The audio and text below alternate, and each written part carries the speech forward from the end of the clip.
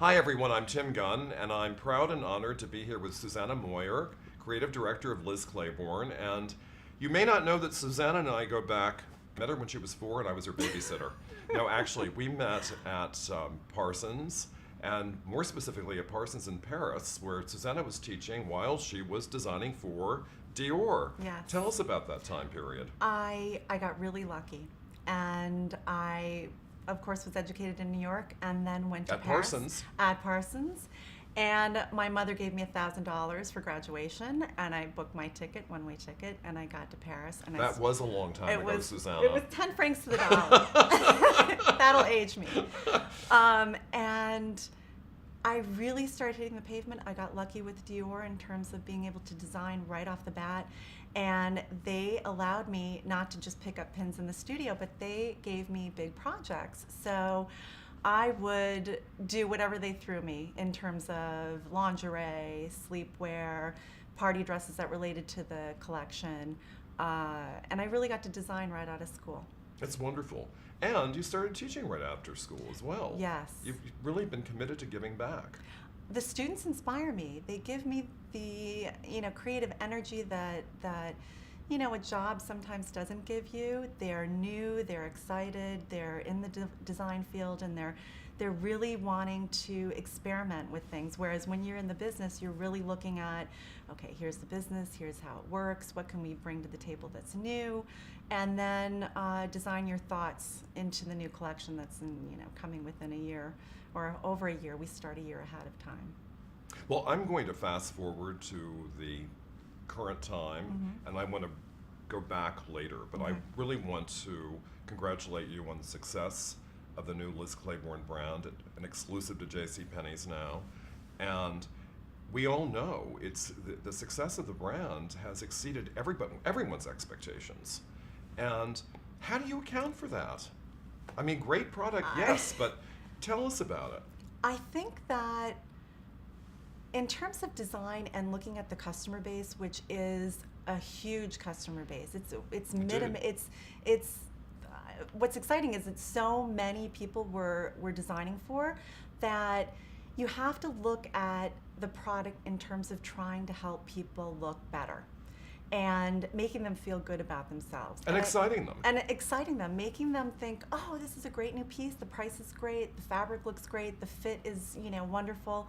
So I think the success of it is building on the classicism of Liz Claiborne and what she inspired people in how she dressed people in the 80s and took her career and made it amazing. And she really, was an iconic designer that helped people look good for work and then for every aspect of their lives. Well, they could transition from work to picking up the kids at school, cocktails with the husband, whatever it may be. Exactly.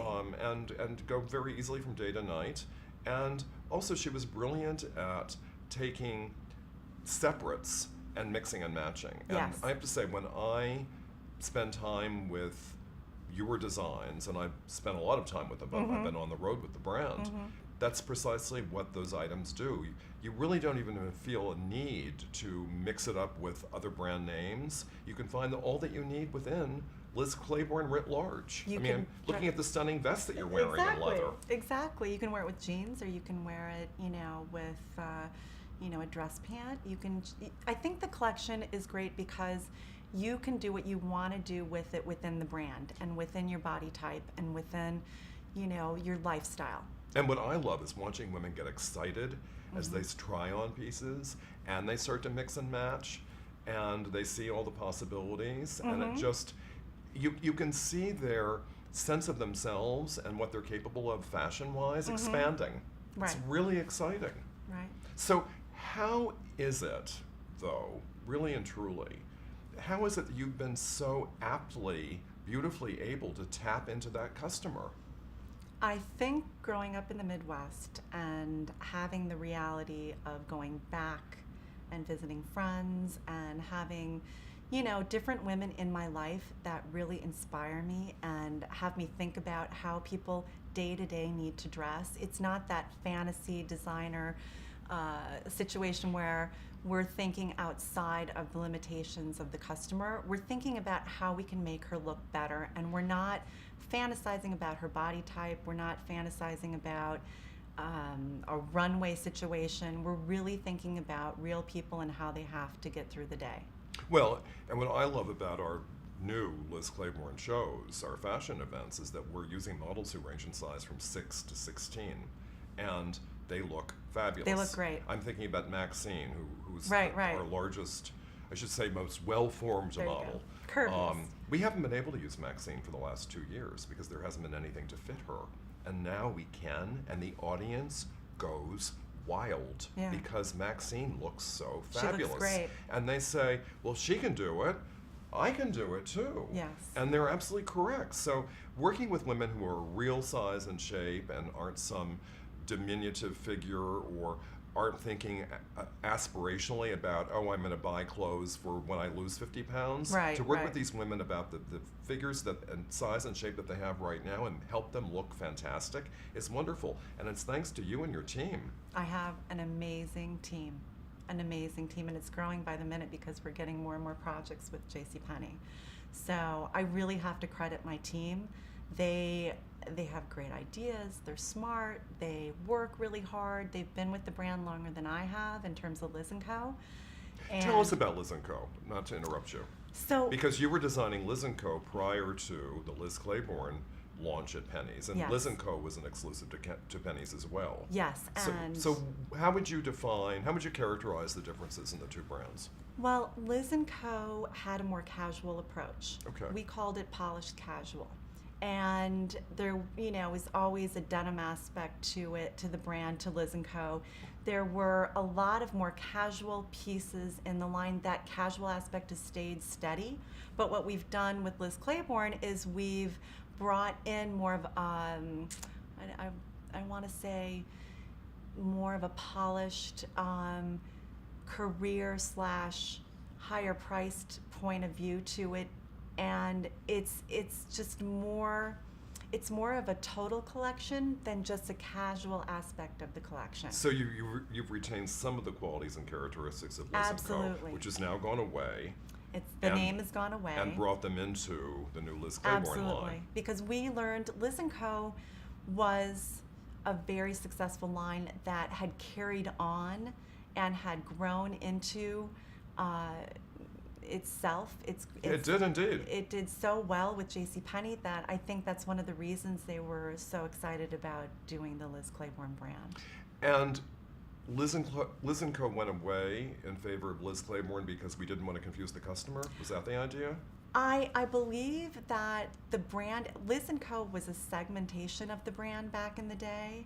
So I believe bringing Liz Claiborne just as that brand, as a sole brand with JCPenney, would give you the assortment and the expansion of the line that they were looking for. Well, the current success of it says that all this decision-making has been absolutely correct. We are so happy. You should be very, very happy. So what's ahead for the brand? Without telling secrets that you can't. I don't think there's any secrets, but what's ahead? While we were shopping in Europe, we got all these calls that they were adding things to the mix. So we were excited and at the same time going, how are we going to do this all? But first and foremost, we are doing an active line that is going to have an athleisure, we've made up this word, athleisure aspect to it. Athleisure? Athleisure. Try saying that 3 times I quickly. know you can't. So just to explain what that is, it is somebody that wants to dress mostly head to toe knits on the weekend. It's something an outfit that you could get up in the morning, put it on, you could do a power walk, maybe not sweat too much in the morning. Then you could go to lunch with your girlfriends. You could go and see your son or grandson's soccer game and not feel that you look schleppy. Good. That you look You know how I am on this well. topic. I know that you look well polished. Okay. That you've got a look that can carry you through the day, and you're not looking like you just ran from the gym. So it's a sweatsuit alternative. It is. It's there are woven aspects to it, and there is a touch of athleticism in terms of a fabrication that I'm using to slim you down a little bit and to give you an underpinning of something that's really going to make you feel good about your body. Oh, will help give you some additional shape. Yes. Excellent. Yes. Well, that should blow off the shelves and racks. I'm hoping that'll be September 2011. Exciting. Yes. Very exciting. Susanna, you're clearly absolutely in charge of and successful with all the creative dimensions of this new venture that Liz Claiborne has with Pennies. And I've always, of course, been a huge fan of you and your whole creative direction. And when you think about Dior to Liz Claiborne, we go from very high-end to much more accessible, broader reach apparel. And what are the commonalities in those two worlds, and what are the differences? I really feel that a good designer can design at all levels. And if you can put together the elements of whatever you're working on, I mean, in terms of Dior, you could be a little bit more outrageous. You had more options in trim. The fabrics were more expensive. It's a lot harder to do Liz Claiborne for JCPenney than to go into a studio and figure out what you want to do for the next season and not have to follow trend and thinking about what the consumer would want. Christian Dior is a totally different situation in terms of the customer base. It's a lot harder to do what you do at Liz Claiborne than go work for a high fashion company. Well, I agree with you, and it's because there are more constraints placed on the problem that's being solved. And when there are more constraints, frankly, the more creative one needs to be. It's not a blank canvas. Exactly.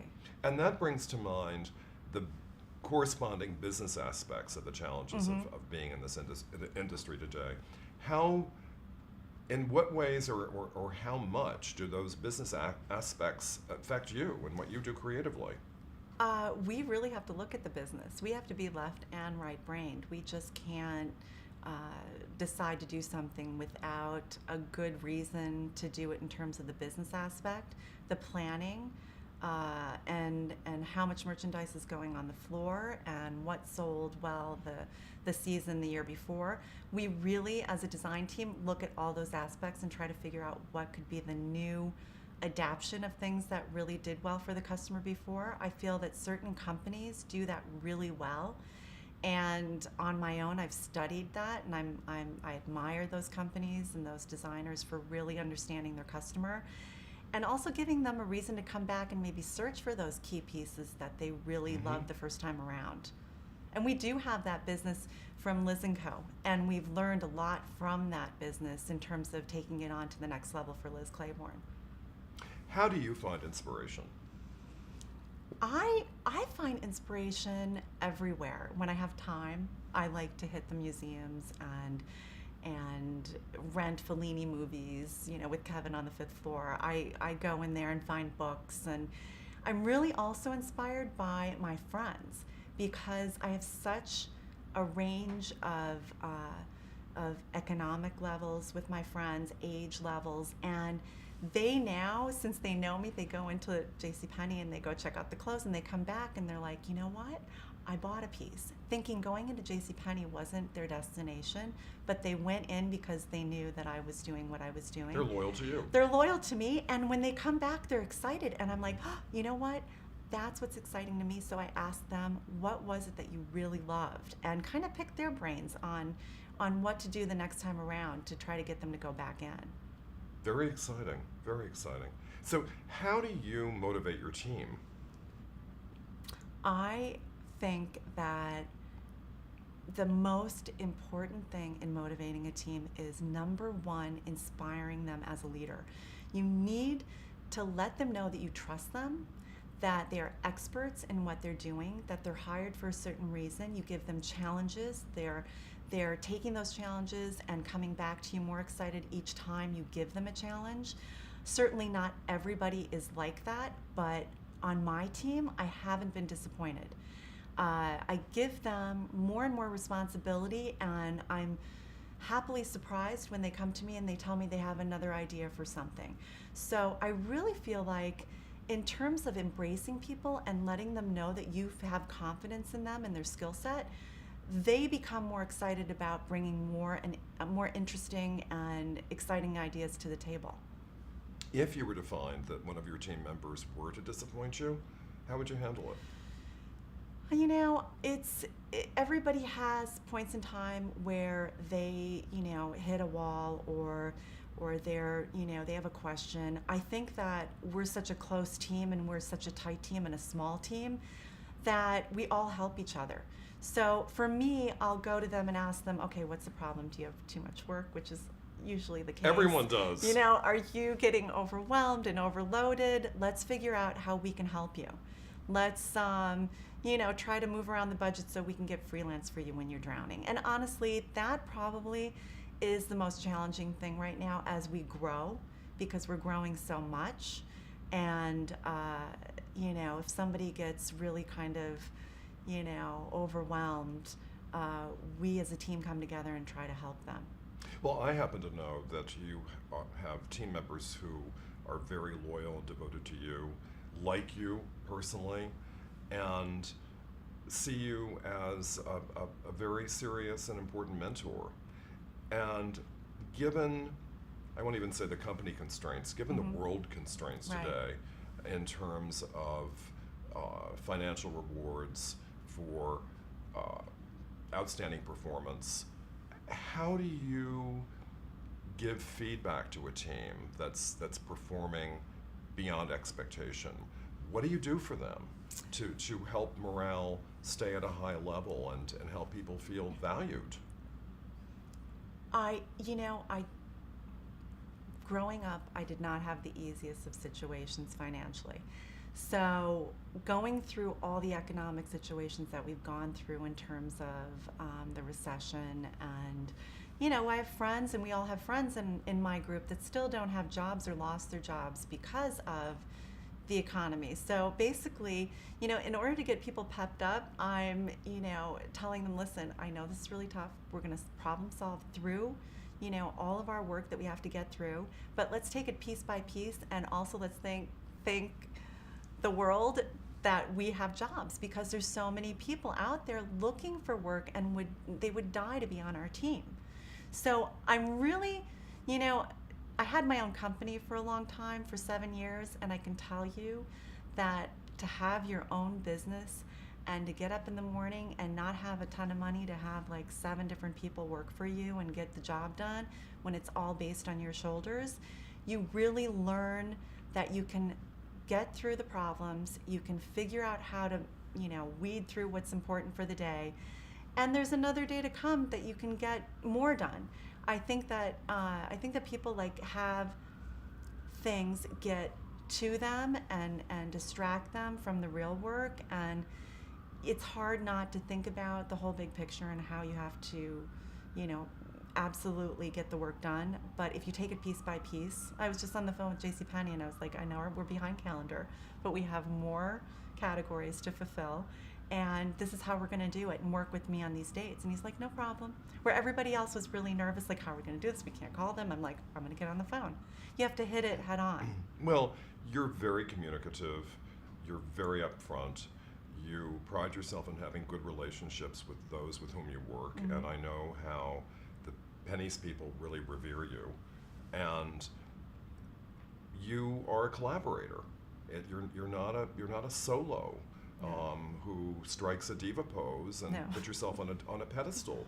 You're really down in the trenches, and you're rowing as fast as anyone, and you're all rowing in the same direction. Right. So you'll get there. Sometimes there's a little bit of a current that takes you elsewhere, but that's only natural as well. Right. I'm so glad that you mentioned the fact that you had your own business for 7 years, because I want to go back to your Parsons graduation, your landing in Paris, and I want you to take us forward along your career path. A lot happened. I think my Paris experience really gave me the elevation in design and the education in terms of high fashion. It was like graduate school. It was. It really was. And I worked for Olivier Lapidus, the son of Ted Lapidus, and he had a lot of support in his business. And we could do whatever we wanted in terms of fabric. I had 25 people that were under me at the age of 23, 24. I can't even remember how old I was. You were young.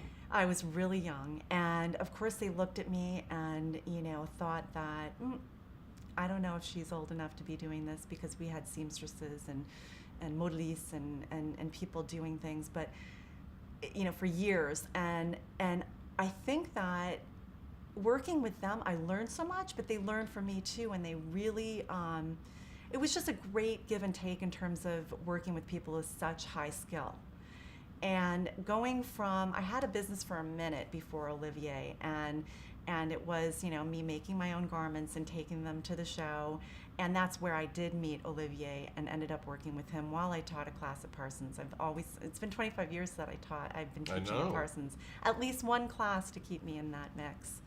After I left Paris, I started my own company, and that was in California. So I went to San Diego for 4 years. I knew nobody really. I had a friend that invited me out there, and it was so amazing and so different than Paris that I thought, this is a good change. So New York, Paris, San Diego? Yes, I think I was tired and I needed a break. And some nice weather. And some really nice weather. Compared to the drizzle in Paris, it was amazing. So basically, I made my samples. I got on a train. I went to the LA Mart, and I found a rep, and that's how I started. And it really was, I did absolutely everything except sell the clothes, because I had a sales rep do that for me. And LA was a great experience. It's a different culture. It is. A totally different culture. So every time the rep came to New York, we had better selling on the clothes, because my sensibility was, of course, New York and Paris and those cities that kind of trained me. Do you ever, God, I shouldn't even ask this question, because I want you here forever. Do you ever think about doing your own line again? I think every designer, if you ask any designer that question, they would say, of course. That is a dream if you've had it and you stopped, and if you've never had it. I think everybody dreams about having their own line where they could do whatever they wanted to do. I'm really happy because I get to work with two big companies, Liz Claiborne and JCPenney. I'm allowed to get much more done than I would get done with my own line. I mean, I can affect so many more people's lives in terms of their pricing and the quality, and really trying to figure that out is super exciting. It is exciting. It's really great. And what greater thrill is there than to walk down the street and to see someone wearing your own design? We see so many people, it's not even funny. It's people really go on vacation and they bring thrilling. back photos from Disney World of like all these sightings of Liz Claiborne, Liz & Co. So it's really great. It's really an exciting place to be for me right now. Another question. What is your relationship with the Liz Claiborne jewelry and handbags in terms of design development? We share our calendars a little bit ahead of what they're working on, so we share everything that we do with them. We share color, we share pattern, we share anything that we've started with before they get on the calendar in terms of their design line. So their design lines are informed by the apparel? Yes, and well, what happens is ready-to-wear starts first. We create color. We give them our prints and pattern and our color. Patricia Klein and her team travel to Europe. We travel to Europe.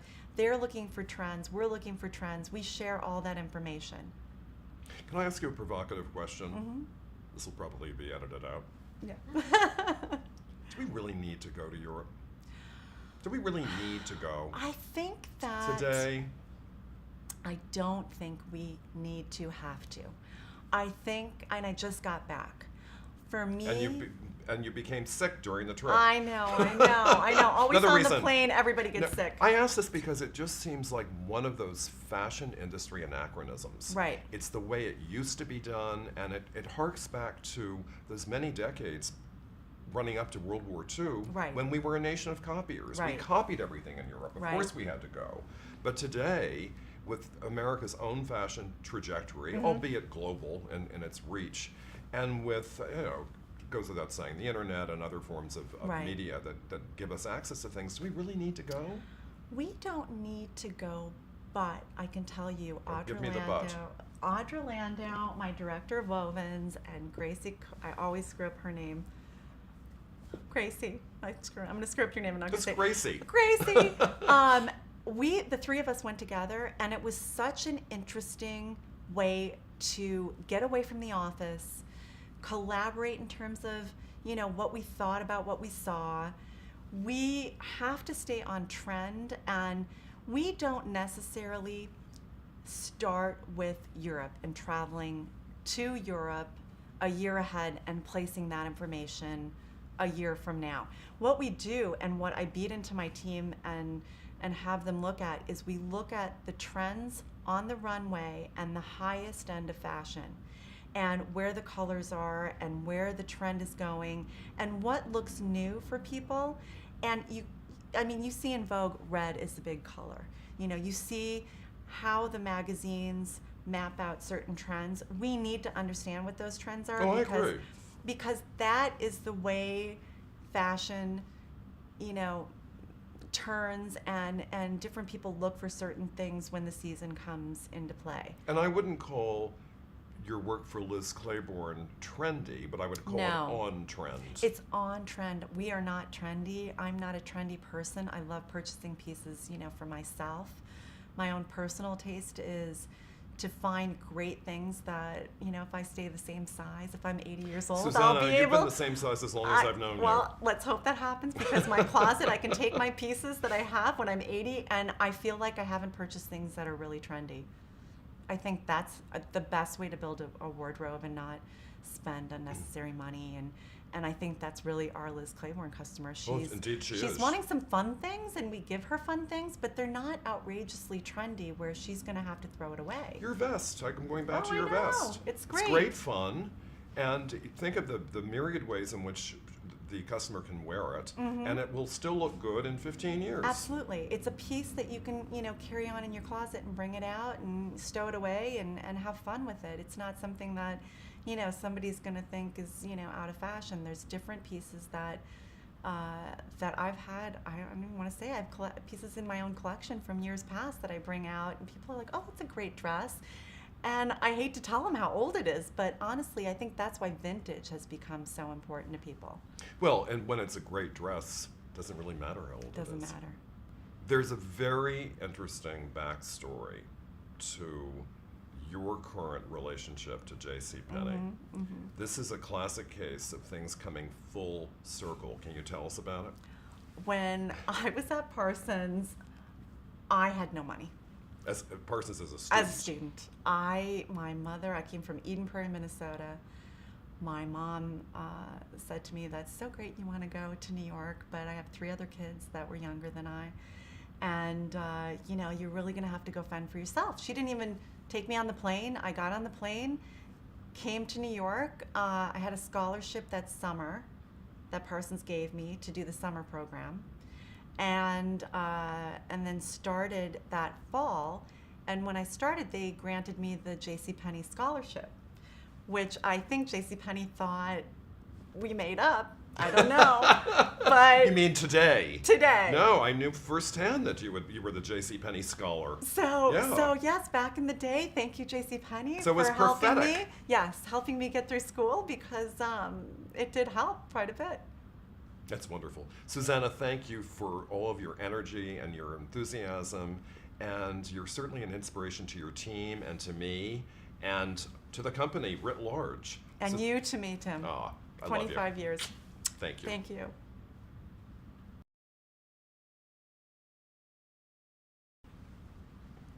So Susanna, must-have items for holiday.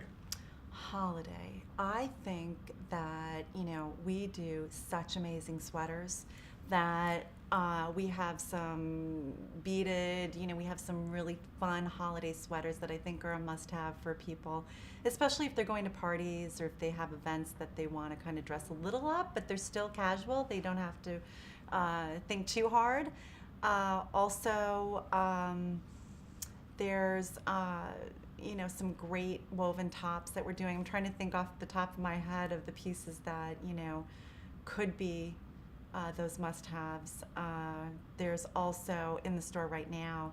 Yeah, talk about must-haves for fall. Sure. Well, right now there's a great black and white draped front sweater that is so great. It's stunning. It's so great. It's and really I'm going to go gorgeous. get it for myself. I think it's something that you can wear with jeans, you can wear with black pants, you can pop a red underneath like we have it. Yeah. That piece is a collector piece, which I like to do is collect pieces. And you throughout can my belt career. it as well. And you can belt it. Yeah. I know you know that. So our denim is fabulous. Our fit is great. I think must-haves, is a new denim pant, here and there. A jean. We've got a cleaned up version of a jean that's really wonderful. Very sophisticated. Yes.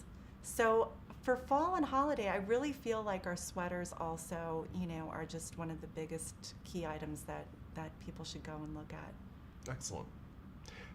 Who are your favorite designers? My favorite designers are people that don't listen to anybody else. Oh, don't tell me that. Well, I'll tell you who they are, Who and are then they? you'll understand. Okay.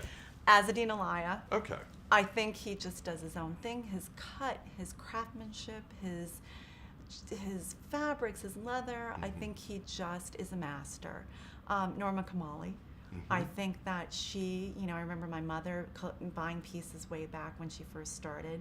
She's always kept her same integrity. Her shop is beautiful. She's really got a style. Ralph Lauren. I think that, these people have a look. They've identified the look. It's become iconic, and I really feel like they know what they want, who they want to dress, and what they like. And I remember when I was in school, Jim Mishka. Oh. Mark and Jim, they were in Badgley school with Mishka. it. Yes. Yeah. And Jim said to me once, he goes, "Can I see your sketches?" And I'm like, "Yeah, here." He looks at him, he goes, "That's so Susanna Moyer." I said, "You know what, Jim? That is probably the biggest compliment I've ever gotten, because if I'm a student and you're saying it looks like who I am, that was my goal. That was my goal." Now, I have to comment on you and your own fashion. You always look so elegant and chic, yet so comfortable in your clothing and your apparel. And what's Susanna Moyer's secret? I don't know if I have a secret. I just know every day I have so much to do that I can't be complicated by clothes. All right. So when I'm getting dressed, and my days are so different. They could go from an important meeting with people that I have to look really kind of polished, or I'm in New Jersey riding the van and traveling around looking at You even look stores. polished in the van. I've been in the van with you. I know, you went to in the van with me. I think it's finding the right fit and the right things in proportion to me, and you talk about Silhouette, that. proportion, and fit. Silhouette, proportion. It's really looking at your body and trying to figure out what looks best on you, and not forcing things that don't look good on you. So, and I'm not a morning person, so I honestly try to figure out if it's important the night before. Do you really? Yes. So you lay it all out? I do. I'll throw it. I won't lay it out. I'll probably throw it on a chair so that I have a start in the morning, so I can get through the morning quick. That's an excellent piece of advice. Yes.